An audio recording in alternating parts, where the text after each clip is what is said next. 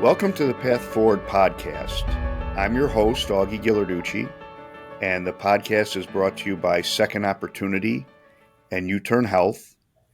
And my guest today is a friend of mine, Rodney Phillips from Chicago, and he now goes by the name Chief of Peace. His story is absolutely amazing.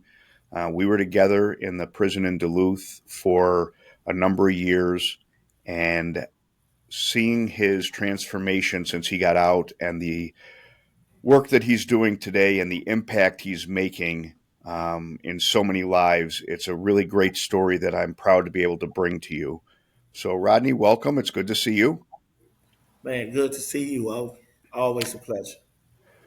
So, what I like to do, as I do with all of my guests, is ask you to start and tell us a little bit about your childhood, where you grew up, about school, if you played sports, that type of thing. Okay. So I grew up right across the expressway from Sox Park.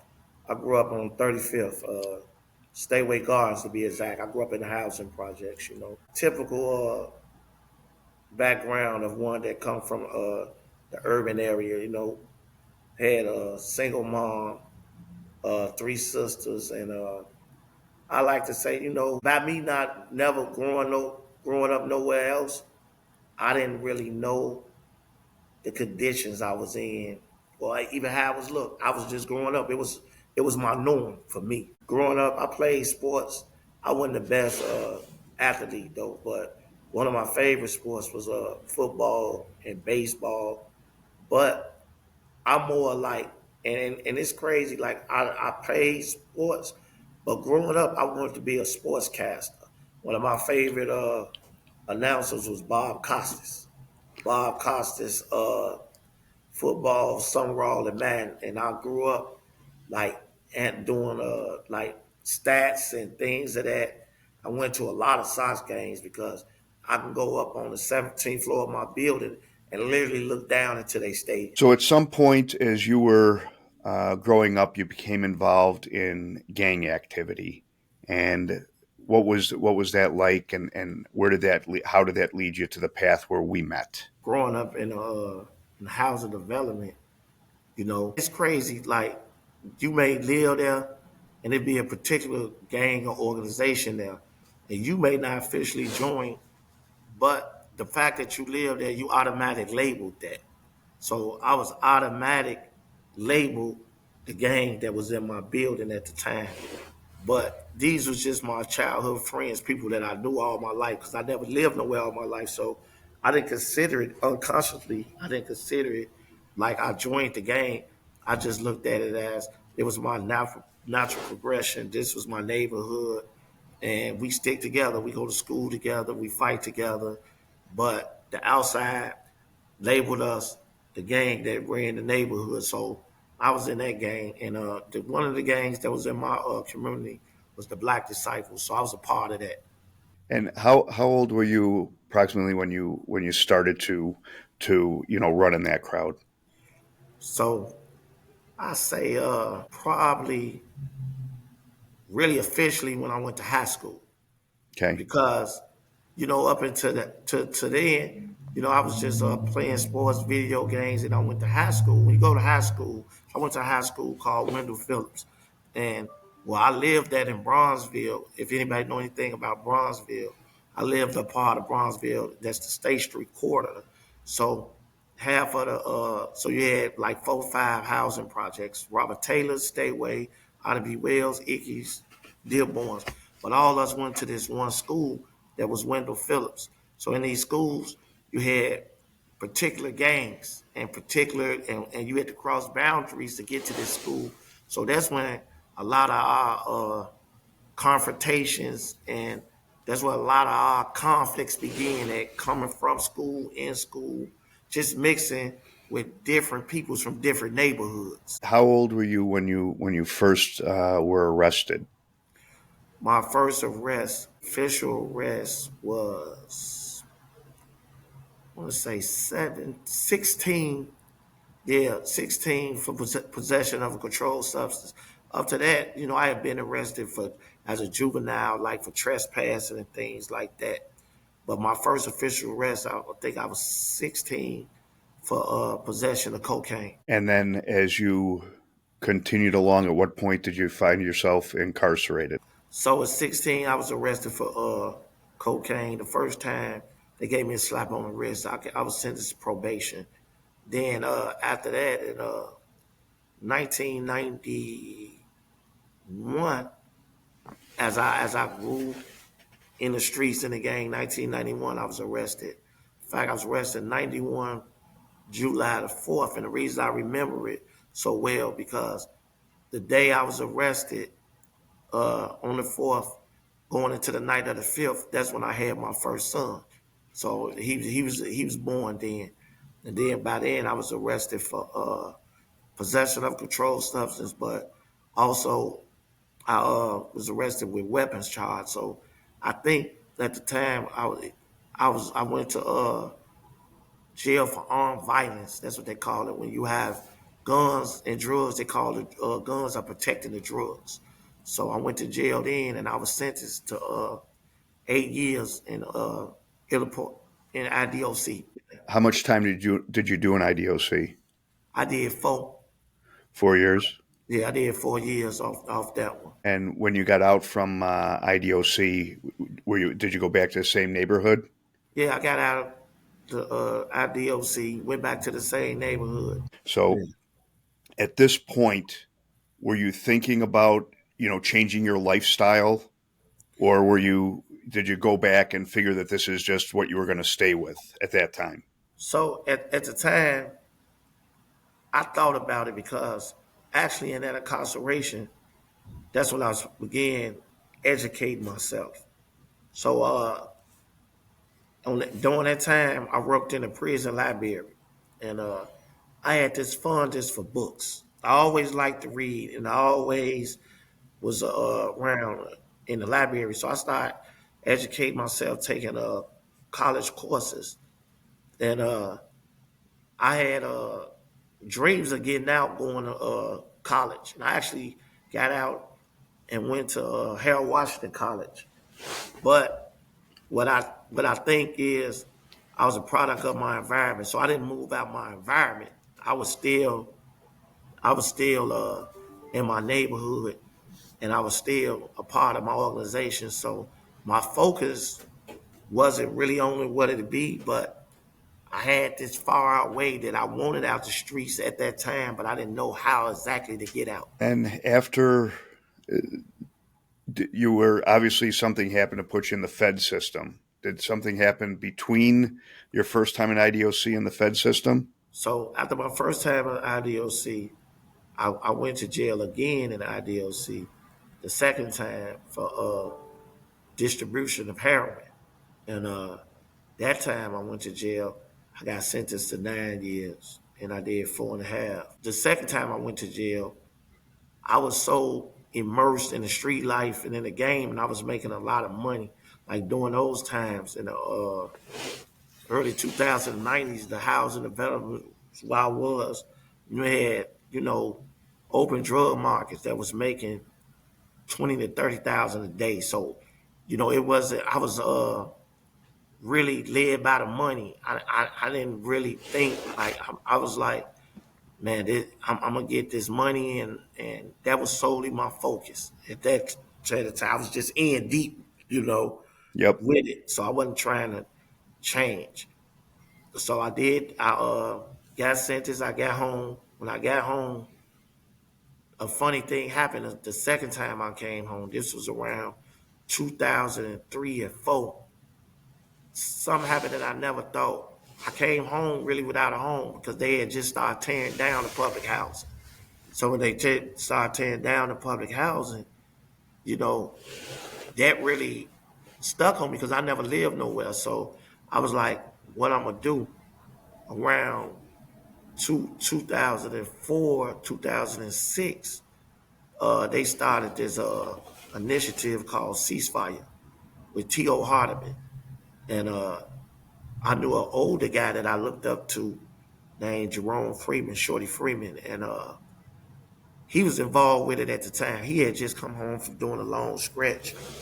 And They was looking for somebody to work in the Bronzeville area, and he told T.O. like, I think Hot Rod would be a good candidate, Rodney, because he he's an effective communicator, and he get along with all the different organization and gangs, and he knew him, and he known to be a stand up guy. So they asked me, was I interested in mediating conflicts? And I didn't really mind because little did I know growing up where I grew up at, I was that type of person anyway. I was a person that everybody came to for advice, or I would try to see logic in a situation. You know, I was basically a stand up guy. I wasn't a gang bang. I was a stand up guy and a guy that liked their money. So just just senseless violence was never my thing anyway. Interesting. So then after the second one, which was 4.5 years, you're out, you go to work in the ceasefire. And I remember that. I mean, I remember Yeah, that from the newspapers and what have you. yeah. So you went to work. How long do you work with ceasefire? So I wound up working with ceasefire on and off for like 5 or 6 years. A lot of the initiatives wasn't fully funded as was today, you know. So we would work 6 months, be off 6 months. And during the time that I would be off, I would resort back to what I know, which was selling heroin. I didn't never had a job in my life. So when I would be off for 6 months, I sell heroin. But unbeknownst to me, during one of these times around 2010 and 11, I had came up under the investigation of the FBI. A guy that I actually grew up with in the same building with me, he cooperated with the FBI and wore a wire on me. And Mm. he wore a wire on me, and he had asked me, could I? By that time, I was out the game, but I still had connections. And he was like, "Well, could you turn me on to a connection, or could you grab this for me?" I initially resisted, but since I knew him and he asked me so much, I kind of like felt obligated to help him out. I was like, okay, it ain't nothing, man. Give me your money. I'll go get it for you. And it was that. But at the time, he was mic'd up, had world camera on me, and I sold a couple 100 grams of heroin. And by 2012, the feds had came, raided where I was at, and arrested me. And from there, at the time I was working with Ceasefire, I was one of the ones that they put on the front of the Sun Times and said that this is why you can't get guys second chances, because guys like Rodney Rod Phillips is not interested in change. And at the time, I was real upset because I didn't think that's what it was. But when I look back up on it, I learned that I had to take accountability to that because I played into the narrative. But not only that, ceasefire was a great opportunity for guys that never worked and who could show their value in solving conflicts and keeping down violence. And I put a black eye on the program, and that weighed heavy on my mind because that wasn't my intent. But like through because I worked with ceasefire, it was like my blessing and curse because when I was sentenced, a lot of things fell in my favor. One of the judges I had at the time, bless her heart, Judge Lefko. You're probably familiar with Lefko. I know who she is. Yep. Yeah, in her situation. So she was sweet, and at the time the government was asking for more time because I was habitual, and they was trying to give me her enhancements, really to give me as much possible time as they could.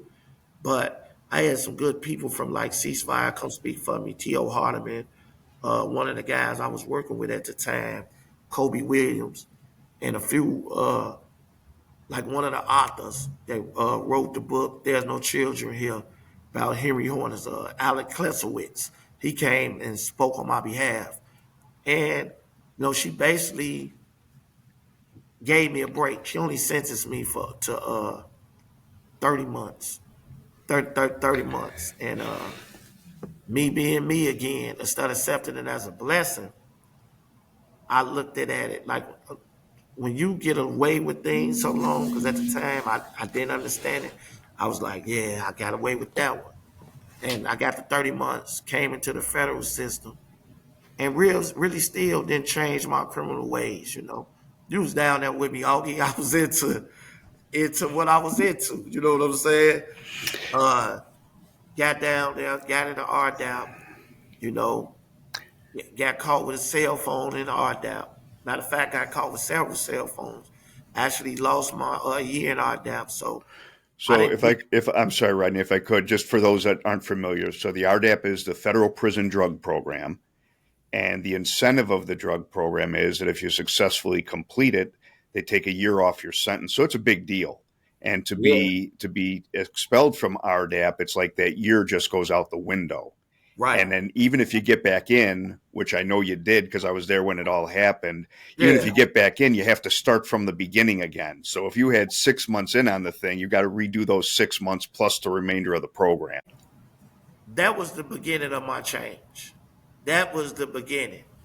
Up until then, I probably was gonna come home and do the same thing, but a lot of events took place for me in that short of time. I was due to come home, and one of the things that happened while I was in RDOT, and what I realized that it wasn't just about me. My son got shot when I was in there, so I figured if I would have got home, maybe I could have been in his life. But me being selfish, I was just thinking about me. I'm on the phones.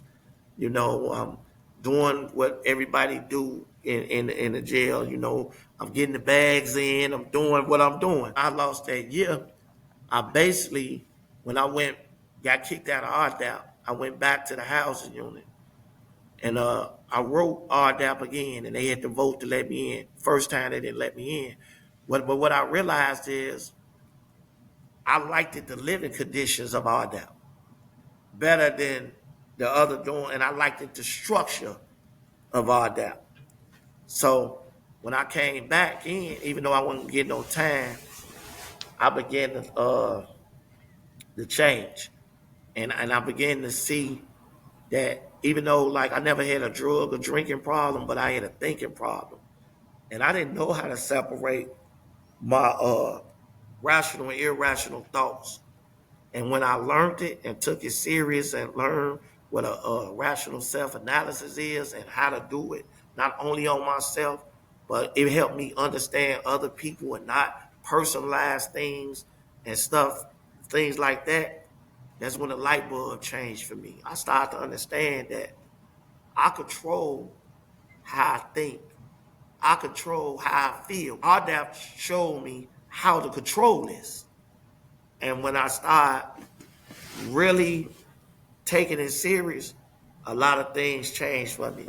So I wound up completing the program, and then I was able to get the halfway house. I got the halfway house. When I got the halfway house, the first thing I did when I got back out is reach out to ceasefire. But by that time, they changed to cure violence, and I tried to reapply to work. But what happened is, like, ceasefire was hooked up with the University of Chicago. And when I applied, they would hire me because I was on the do not hire list. So it's a certain policies and things you have to go through with the university. So I was like, man, as I went around trying to insert myself back into work, nobody would hire me because they didn't believe that I was sincere again. And I hooked up with a guy from Target area that hired me named Joe Wayne. And that was in 2016. And I've been in the work since I come home. I never looked back. I signed on with the Metropolitan Peace Academy. I got my certification in in in uh in being a violence interrupter. I wound up later down the years applying for the University of Chicago CVLA program. I graduated in February from there, with my certification. Thanks to Dr. Chico Tillman, I knew him from the work, and graduated from the White House. If you'd have told me 10 or 20 years that I was going to go to the White House, I was going to be on the front of the newspaper for change, I would have never believed it. You know, that's why anything is possible. And when you change your mindset, it opens up your possibilities.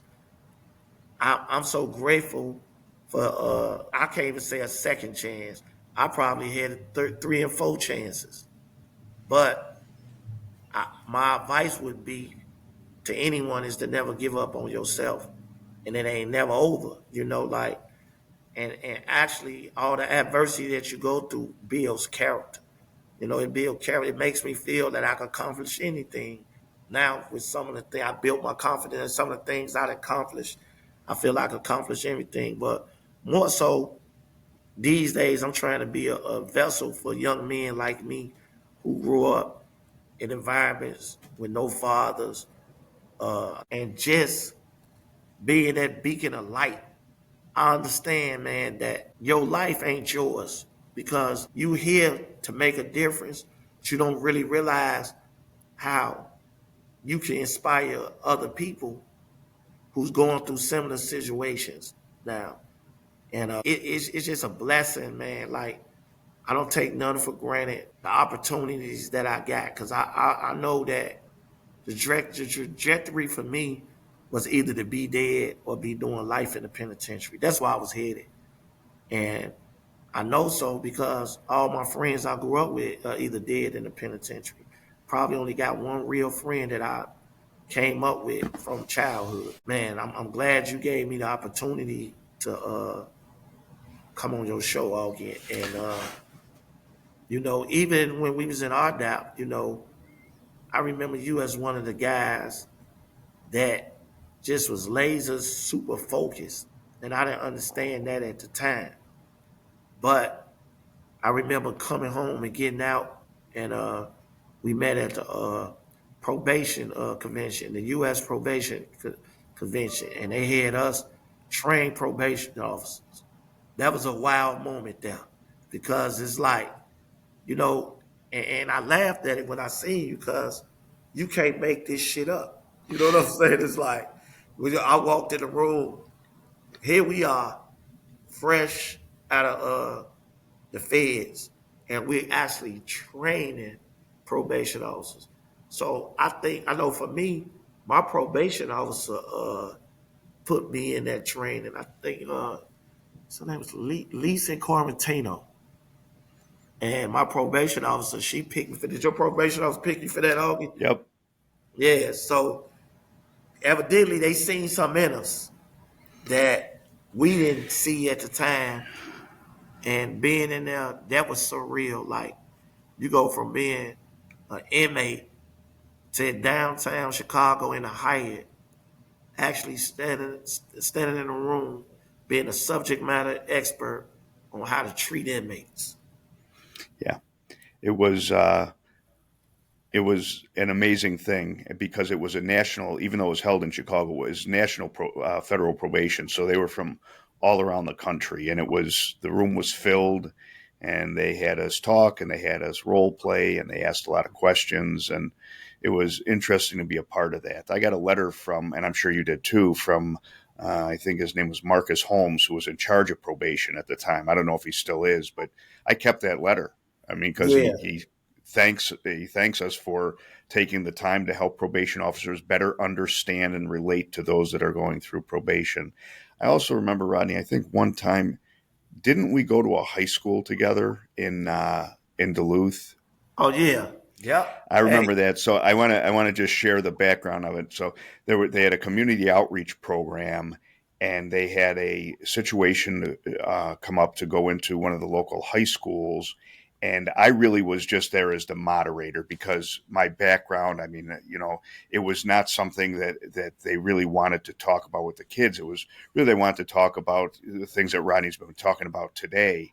And so we went in there, and I'm telling you, I really was more of a spectator than anything else. I'd ask a question and just back off. But the exchange between, there were, I think, two or three, Rodney and one or two others, but the exchange between them and the students was absolutely amazing because these kids were asking really direct questions, and they were getting really direct answers. And it was a great thing to see, because they were just latched onto the words that these guys were giving. And at this point, the words they were giving is, here's the mistakes I made and here's where it landed me.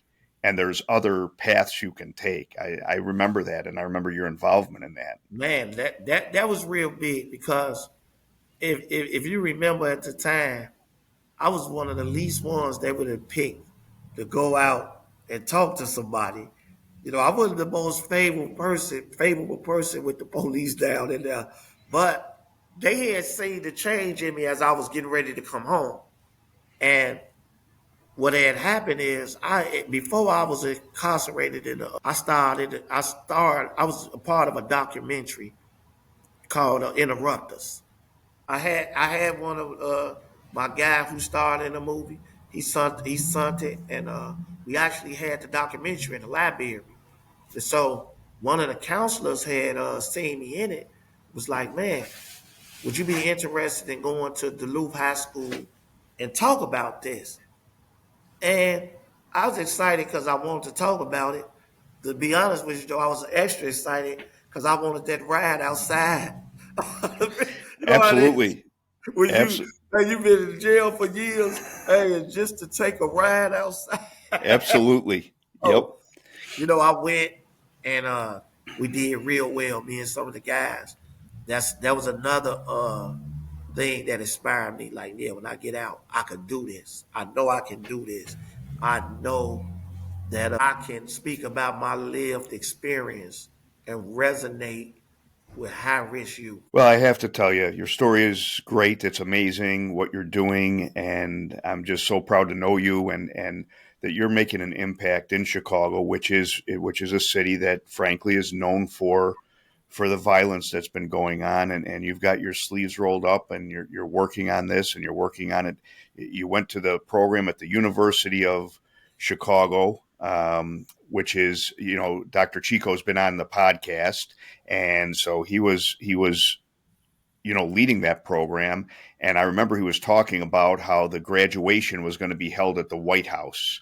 And there you are at the White House, and, Oh and getting yeah, that done. And now the work that you're doing, I'm grateful that you took time to sit with us today and talk about this. This is going to be something that's shown in jails and prisons around the country. It's also on the outside for family members of people who are incarcerated, and just regular people that are interested in this subject. But your story is great, and if there's anything you want to conclude with, by take a minute or two to talk to the men and women on the inside, to let them know that there is something beyond incarceration. Even if you've been down 2 or 3 times and you've made some bad decisions in the past, there is a way to come back from that. yeah. In closing, I'll say this to young men and women that's incarcerated. First of all, you are worthy and you have value, and you have to find pain and turn your pain into purpose. Don't let, because people say you're an ex-felon. That's a good thing. Yeah, I'm an ex-felon. I no longer do this. I'm an ex a lot of things. I changed. Just be determined, believe in yourself. But the most important thing is, to anything you want to do in life, find you a person that's doing it and get under them and have them mentor you in whatever you do in life, because they know the pitfalls. They've been doing it before you. And that's what I do. Like the work I do now, I connect with men and women who like-minded, who does the same thing as me. I bounce ideas off of them. I surround myself with them because this is the path. You are who you be with. This is the path I'm on. So I try to be around positive and successful people, and people who trying to make a change. And you just got to be strong and stick with it. That'll be my advice to anybody. Thank you. You're so authentic. You're so incredibly focused on what you're doing. I'm grateful to you for being with us. This is the Path Forward podcast. I'm the host, Augie Ghilarducci. To the men and women on the inside, I hope you're able to really listen to Rodney's story and what he's been able to achieve. At one point, he's on the front page of the Chicago Sun-Times, which is a major newspaper, and they're saying that this is the reason people couldn't get second chances. And then years later, he's back on the front page of the Sun-Times being said that this is what happens if you give somebody another chance. So, I mean, it's really a terrific turnaround story. Appreciate you very much. Thanks, Rodney.